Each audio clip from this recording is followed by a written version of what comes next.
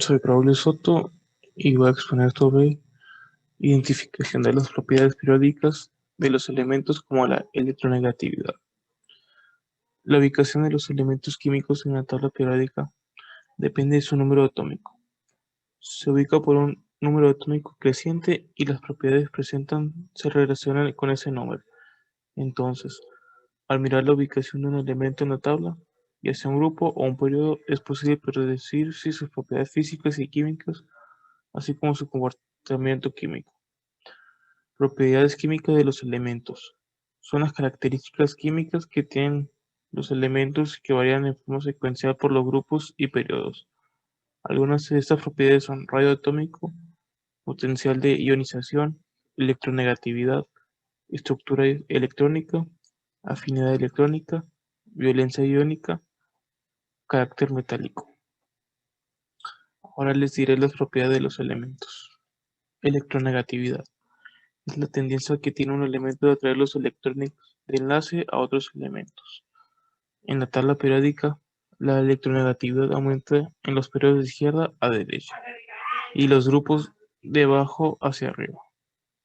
Estructura electrónica. Es la distribución de los electrones del átomo en los diferentes niveles y sus niveles de energía. Todos los elementos de un periodo tienen sus electrones más externos en el mismo nivel de energía. Los elementos de un grupo comparten la configuración electrónica externa, teniendo por lo tanto propiedades químicas semejantes. Radio atómico. Los electrones se ubican en diferentes niveles alrededor del núcleo, y el radio atómico es la distancia más probable que existe entre los electrones de la última capa y el núcleo. La expresión probable se debe a que los electrones no describen órbitas cerradas, disminuye a lo largo del periodo y aumenta de arriba hacia abajo, dentro de un grupo de la tabla. Potencial de ionización. Es la energía necesaria para quitar un electrón a un átomo neutro, convirtiéndolo en un catión. Depende de la energía con la que el elemento en cuestión atraiga sus electrones. En un grupo, el valor disminuye de arriba hacia abajo. En un periodo, aumenta de izquierda hacia la derecha. Valencia iónica. En un compuesto iónico, los átomos están en forma iónica, y en su conjunto la sustancia tiene que ser neutra, con lo que la suma de las cargas positivas y negativas debe ser cero. Por eso las cargas de los iones y las proporciones de estos deben estar en consonancia con la regla de neutralidad. Valencia covalente. El enlace covalente se forma cuando los dos átomos implicados comparten electrones. Al compartir electrones, los elementos consiguen mayor estabilidad que cuando están aislados. Por lo tanto, buscan tener la configuración electrónica lo más estable posible. Esto es la de un gas noble. Como en resumen, los elementos del mismo grupo tendrán la misma valencia covalente fundamental. La valencia covalente aumenta en un periodo entre los elementos no metálicos.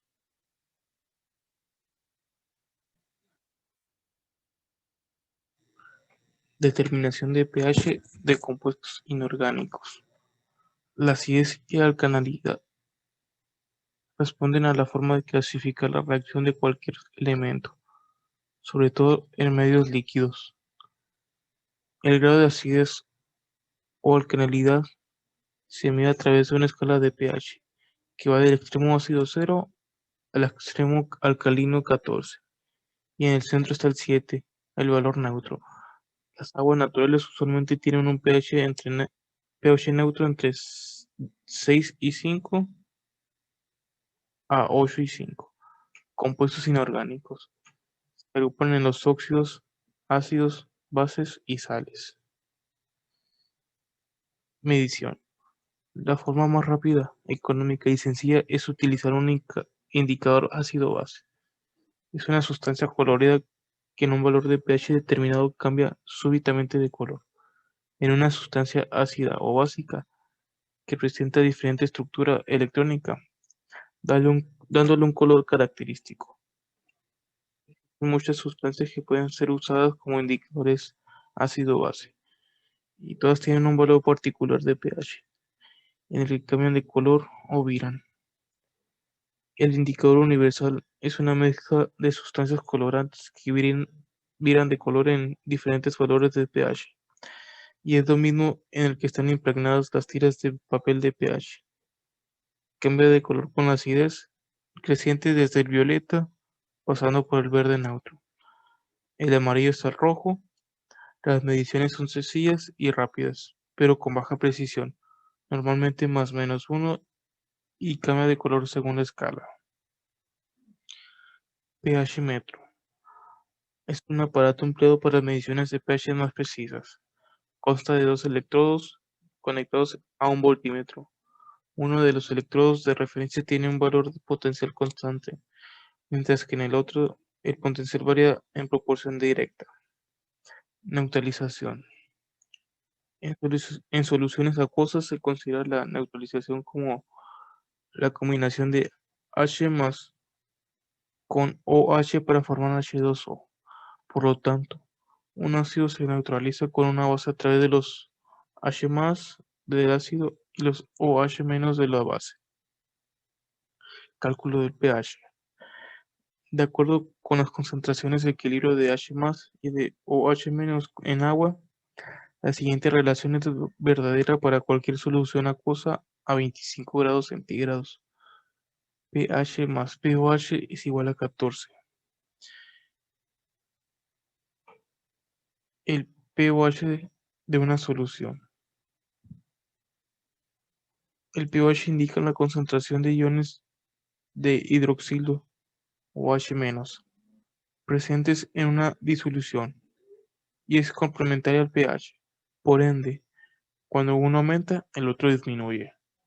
Mediante esta relación podemos saber el pH de una solución. Solo despejamos la fórmula y tenemos que pH es igual a 14 menos pOH.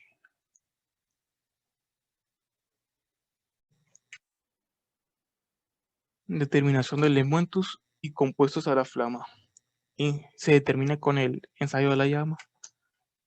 Reconocer la presencia de elementos como sodio, potasio, estroncio, litio, calcio, cobre y bario en sales, basado en el color que imparte la llama de un mechero. En condiciones normales, los átomos se encuentran en el estado fundamental, que es el más estable termodinámicamente. Sin embargo, si lo calentamos, absorbe energía y alcanza así un estado excitado.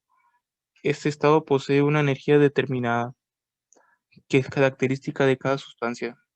Los átomos que se encuentran en un estado excitado tienen tendencia al volver al estado fundamental, que es energéticamente más favorable.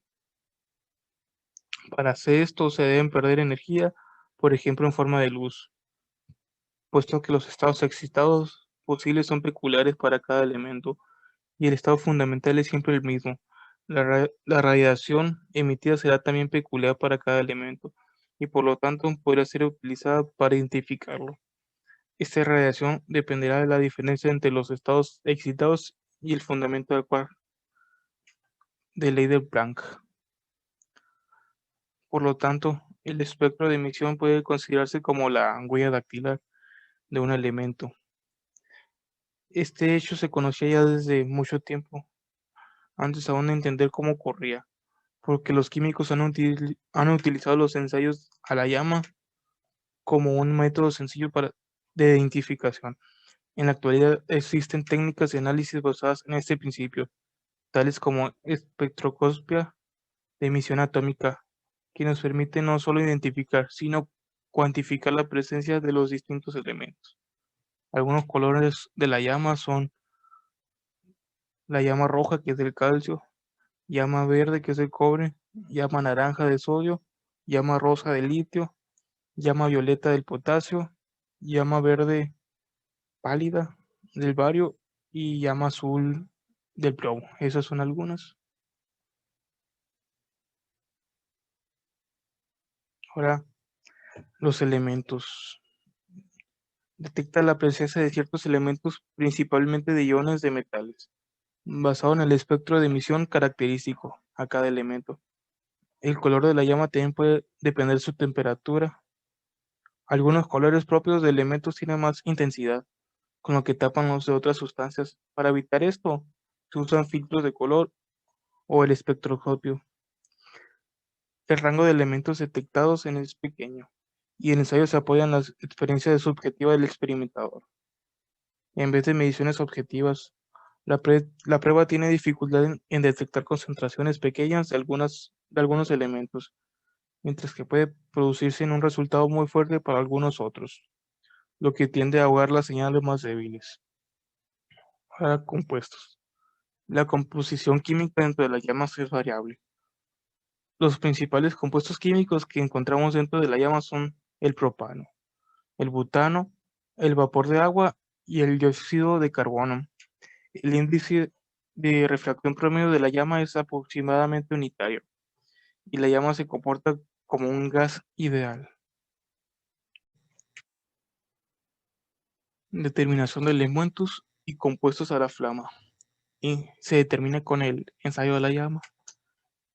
Reconocer la presencia de elementos como sodio, potasio, estroncio, litio, calcio, cobre y bario en sales, basado en el color que imparte la llama de un mechero. En condiciones normales, los átomos se encuentran en el estado fundamental, que es el más estable termodinámicamente. Sin embargo, si lo calentamos, absorbe energía y alcanza así un estado excitado.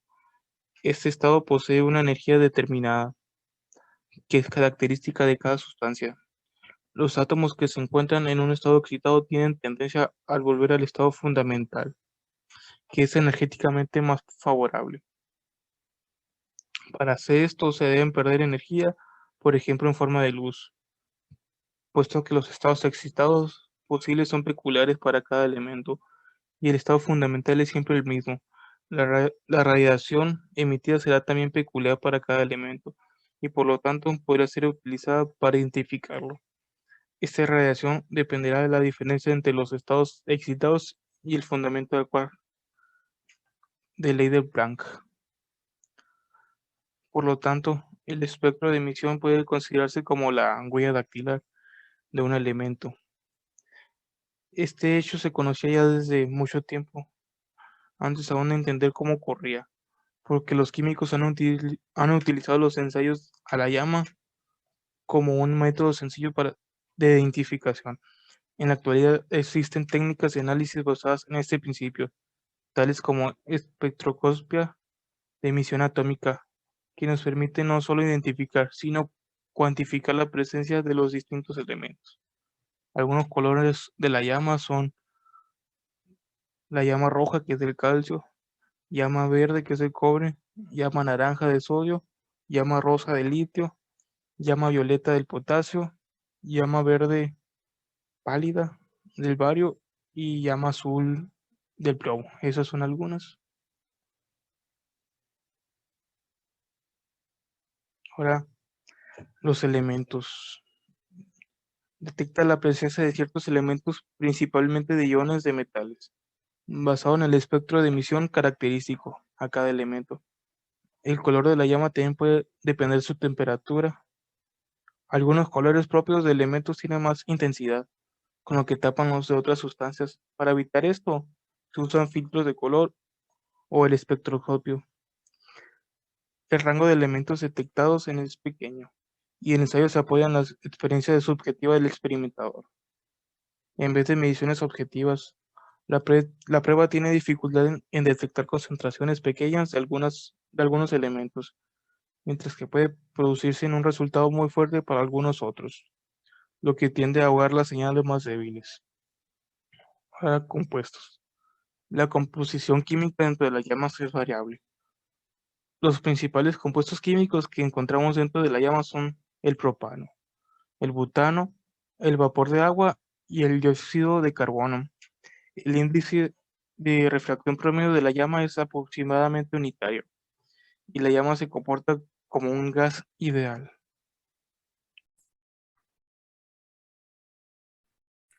Mi nombre es Maxwell López y el siguiente tema es la conductividad eléctrica de los elementos. Para empezar, tenemos que saber qué es la conductividad eléctrica.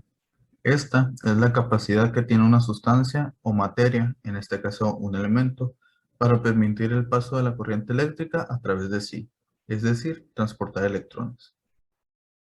Ahora, los elementos se pueden clasificar en tres grandes grupos, que serían los metales, los no metales y los semimetales, mejor conocidos como metaloides. Y en esta imagen podemos ver la distribución de los tres grandes grupos, donde el color gris serían los metales, el color amarillo los no metales y el naranja los metaloides.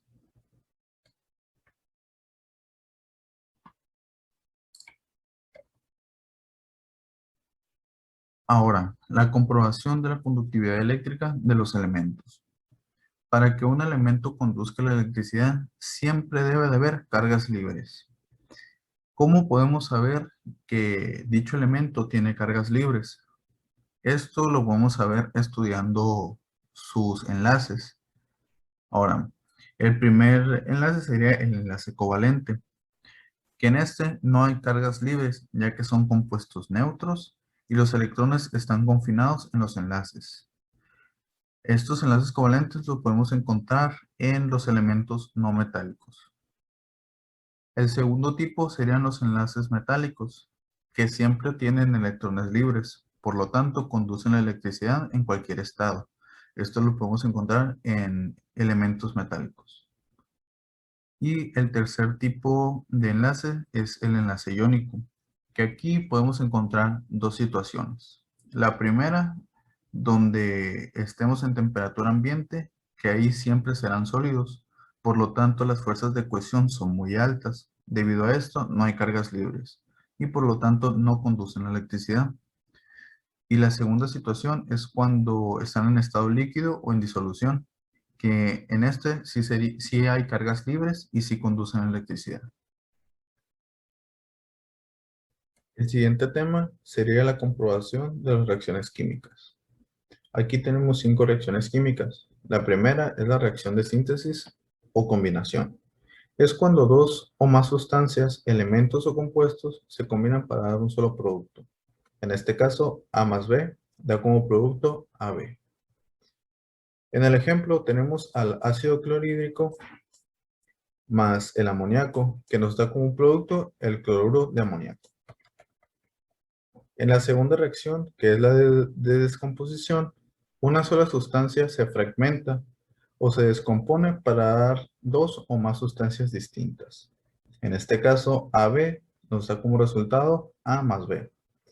En este caso, tenemos al carbonato de calcio, que nos da como producto al óxido de calcio y el dióxido de carbono.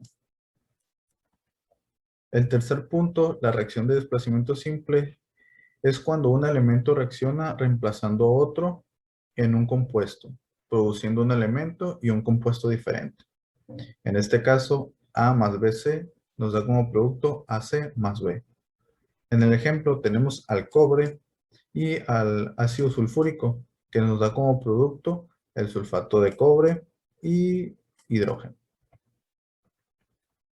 El cuarto punto, la reacción de neutralización.